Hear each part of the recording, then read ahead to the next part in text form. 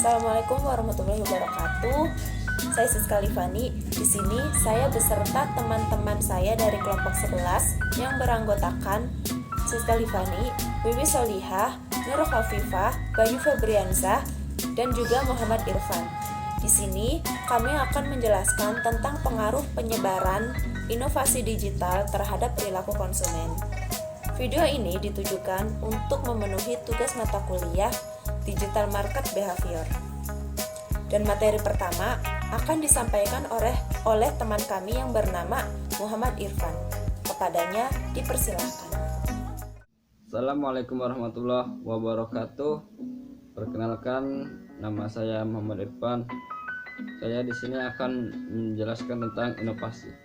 Inovasi adalah alat spesifik bagi pelaku usaha untuk memanfaatkan perubahan sebagai peluang bisnis atau jasa yang berbeda.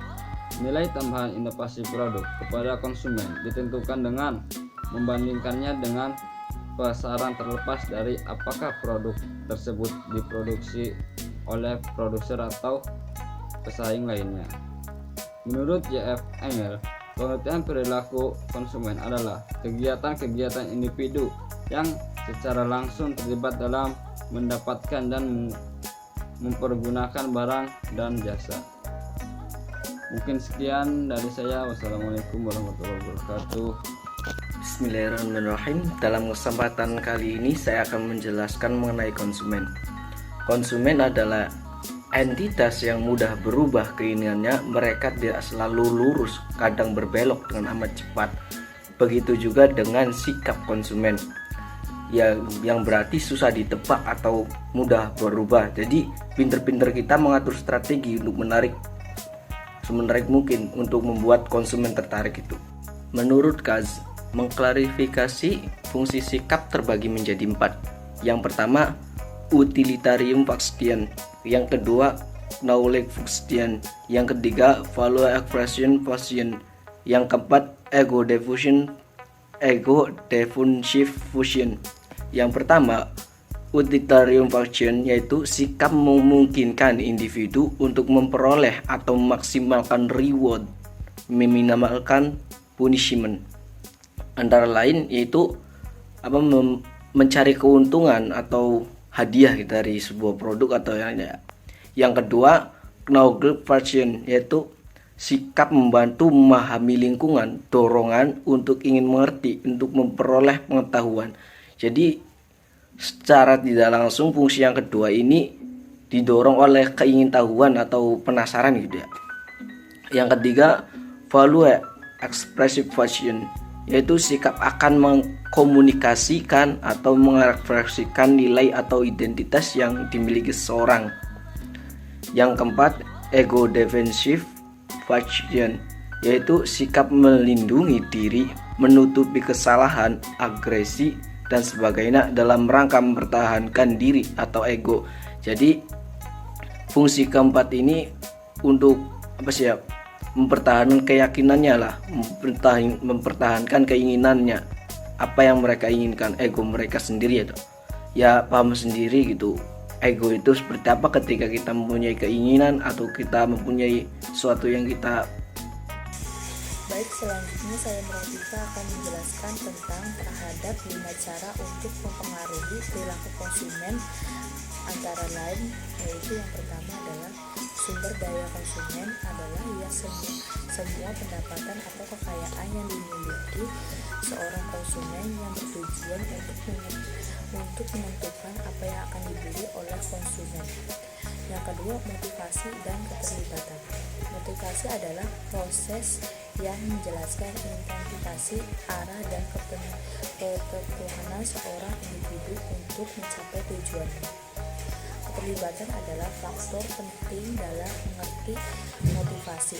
Yang ketiga, pengetahuan. Pengetahuan konsumen adalah semua informasi yang dimiliki konsumen mengenai berbagai macam produk atau jasa.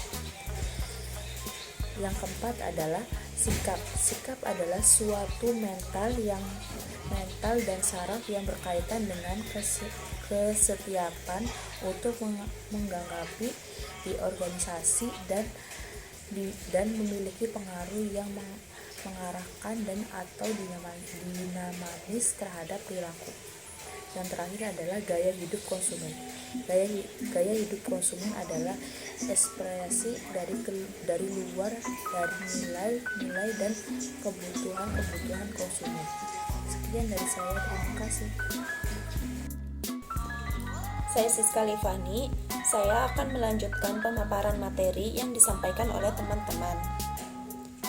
Menurut Kotler dan Killer pada tahun 2012, faktor utama yang mempengaruhi konsumen dalam perilaku pembelian dibagi ke dalam 4 faktor, yaitu faktor yang pertama adalah faktor budaya.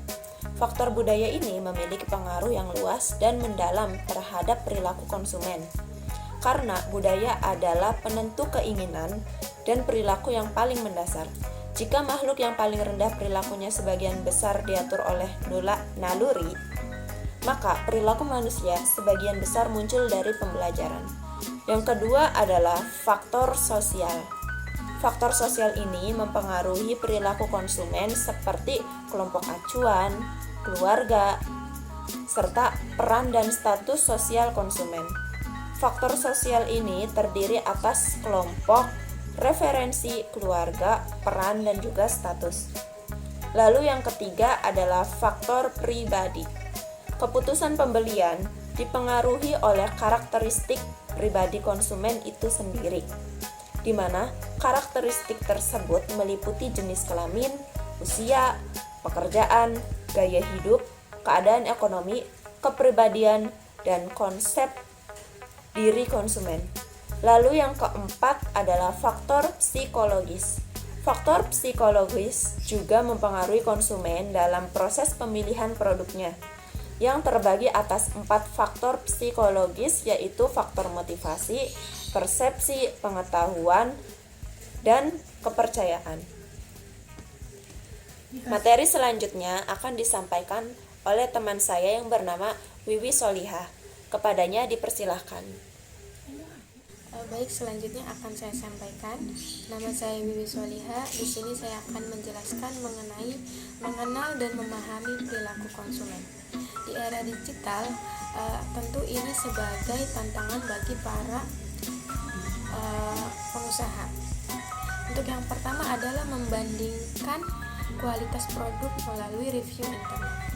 Sebagian besar masyarakat Indonesia sebelum membeli produk akan lebih dulu mencari kualitasnya melalui internet. Maka dari itu, para produsen harus lebih memahami mengenai digitalisasi melalui internet. Untuk yang kedua adalah utamakan kemudahan pemesanan dan pembayaran. Jadi karena di era digitalisasi ini tentunya pembayaran bisa melalui secara online sehingga dapat diakses dimanapun. Untuk selanjutnya itu menyukai personalisasi. Tentunya para konsumen memiliki berbagai macam keinginan, sehingga produsen harus bisa memahami berbagai macam keinginan konsumen tersebut untuk memberikan kepuasan. Untuk selanjutnya ada tidak ingin tertinggal tren atau tipe. Perilaku konsumen dalam berbelanja di era digital itu mereka tidak ingin tertinggal tipe atau tren yang sesuai dengan pada zamannya. Untuk selanjutnya adalah contoh dari inovasi digitalisasi. Contoh dari inovasi digitalisasi dapat diambil dari perhotelan atau industri perhotelan. Di industri perhotelan sendiri sudah diterapkan inovasi digitalisasi. Yang pertama adalah pengecekan suhu yang dilakukan secara menggunakan alat digital. Yang kedua adalah konsumen dapat check out dan check in secara mandiri atau online. Hal-hal tersebut dapat membantu mengurangi penyebaran COVID-19. Mengapa kita memilih industri perhotelan? Karena digitalisasi dalam